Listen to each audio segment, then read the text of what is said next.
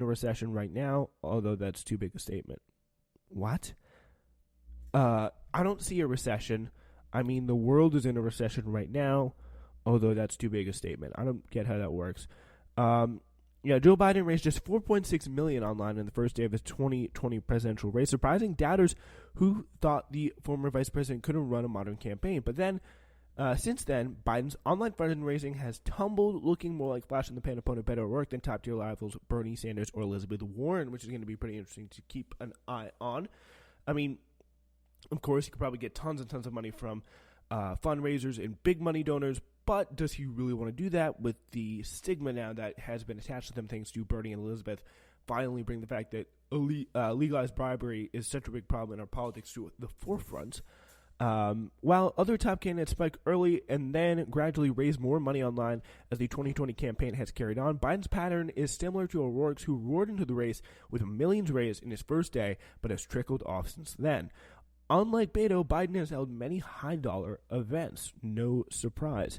Biden refuses to budge here on pace for Republicans, which probably is one of my biggest, if not my biggest gripe with Biden, because it just shows that he does not understand basic facts about like how politics works.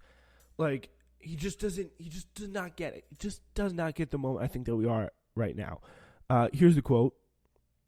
There's an awful lot of good Republicans out there. I get in trouble for saying this with the Democrats, but every time we get in trouble with our administration, remember who got sent up to Capitol Hill to fix it? Me. Yeah, well, that's the problem, because everything that you got sent over to Capitol Hill to fix ended up being a massive compromise and something that overall wasn't good for the country, and still the Republicans got mad at for saying it was too far left. Like, you just don't get the fact, like, the quote that there's an awful lot of really good Republicans out there, that he can say that while still calling Trump a cancer on the nation or whatever, shows that he does not know that 90% of Republicans approve of the job that Trump's doing.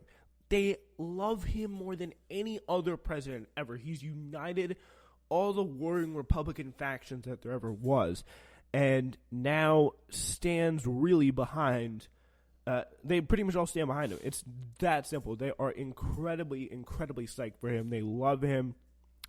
And the fact that he doesn't seem to realize that is very, very, very, very, very disturbing, because he just doesn't get that. And the fact that he, like, that mindset to me tells me another thing as well.